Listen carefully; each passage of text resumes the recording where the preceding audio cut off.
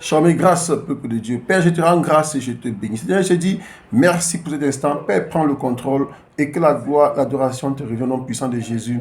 Amen. Bien-aimé, aujourd'hui, je vais te dire qu'on peut être l'ami de Jésus et souffrir. On peut être l'ami de Jésus et souffrir. Dans le livre de Matthieu, dans le livre de Somme, autant pour moi, Somme, chapitre 34, verset 19, il est écrit, je vais lire rapidement.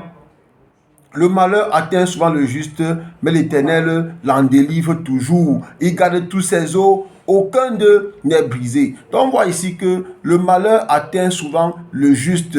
De qui s'agit-il ici? On va remplacer le juste par enfant de Dieu. On va remplacer le juste par serviteur de Dieu. On va remplacer le juste par ami de Jésus. Donc, le malheur atteint souvent les enfants de Jésus, les amis de Jésus. Mais le Seigneur va toujours les délivrer. Pourquoi est-ce que le Seigneur va les délivrer? C'est pour sa gloire. Il est important, bien-aimé, que tu comprennes que ce n'est pas parce que tu es en train de souffrir que le Seigneur t'a abandonné. Ce n'est pas parce que tu es en train de subir un échec, une humiliation, que le Seigneur t'a abandonné. Dieu est toujours avec toi. Le malheur atteint souvent le juste, mais le Seigneur en délivre toujours. On peut être l'ami de Jésus et souffrir, parce que nous savons aussi que certaines souffrances ne sont là que pour nous permettre d'apprendre, ne sont là que pour nous permettre de franchir une étape encore plus grande. Et pourquoi est-ce qu'il y a la souffrance?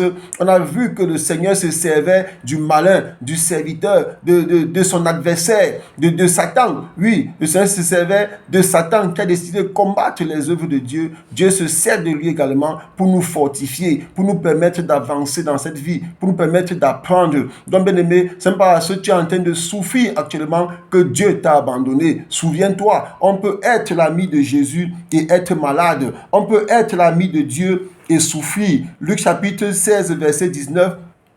Nous parle ici de la parabole du pauvre Lazare. Lazare est mort. Il était l'ami de Jésus. N'est-il pas mort? Mais pourquoi est-ce que Jésus va le ressusciter? C'était pour la gloire de Dieu. Après la résurrection de Lazare, n'a-t-il pas été pauvre, vécu dans la pauvreté, alors qu'il était l'ami de Jésus? Pourquoi? Parce que parfois, Dieu nous maintient dans certaines situations pour que nous ayons le salut. Parce que, comme je l'ai souvent dit, parfois, si Dieu te donne certaines choses quand tu n'es pas encore prêt, cela peut te conduire à ta perte. Voyons par exemple quelqu'un qui n'est pas encore prêt à gérer 10 millions de francs CFA. Subitement, on porte 10 millions, on lui donne. Le lendemain, il se retrouve dans les boîtes de nuit, il se retrouve dans les hôtels, les auberges, à changer des femmes comme il veut. Et une semaine après, l'argent est fini et il devient en proie au tourment à cause des maladies qu'il aura contractées. Bien-aimé, sache que si Dieu ne te donne pas, si tu es encore dans la souffrance, c'est aussi une formation, c'est aussi un enseignement que Dieu te donne.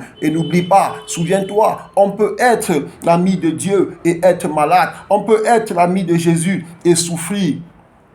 Bien-aimé, sache que celui qui est l'ami de Dieu n'a pas honte de Dieu. Celui qui est l'ami de Dieu n'a pas peur de ce qu'il traverse actuellement, n'a pas peur de ce qu'il subit actuellement, parce que tout ce par quoi nous traversons, c'est pour la gloire de Dieu. C'est pour la gloire de Dieu, bien-aimé. Oui, Dieu aime sa gloire, et en tant qu'enfant de Dieu, en tant que serviteur de Dieu, nous devons accepter ce que nous vivons dans notre vie de tous les jours. Nous devons accepter, mais cependant, nous devons refuser que les œuvres du diable domine nos vies. Bien-aimé, Jésus connaît la fin du film.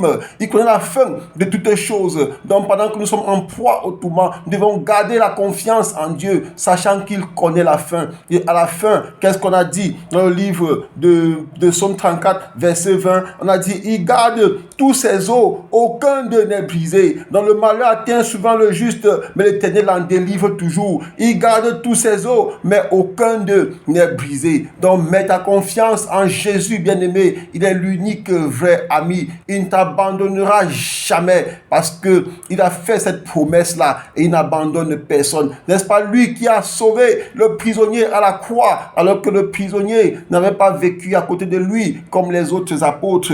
Donc, bien-aimé, cherche à connaître Dieu maintenant. N'attends pas la fin de tes jours, bien-aimé, pour donner ta vie à Jésus. Oui, on peut être l'ami de Jésus et souffrir. N'attends pas la fin, bien-aimé. C'est maintenant que tu dois chercher le salut, parce que Ne sois pas de ceux-là qui attendent la fin de leur jour pour chercher l'homme de Dieu. Parce que comme je l'ai dit, l'homme de Dieu ne va jamais chercher un grand commerçant, un ministre ou un président ou un directeur à la fin de ses jours. Mais c'est toujours eux qui viendront vers l'homme de Dieu. Donc bien-aimé, je prie pour toi, bien-aimé, que tu cherches Jésus maintenant. Parce qu'il est le chemin, la vérité et la vie. La vie éternelle, c'est Jésus qui donne. Merci Père, merci Seigneur. Parce que tu enseignes quelqu'un aujourd'hui. Bien-aimé, viens vers Jésus, il te tend la main et que la gloire, l'adoration te revienne, ô Père, pour tout ce que tu fais pour nous, parce que tu es notre Sauveur. Au nom de Jésus, Amen.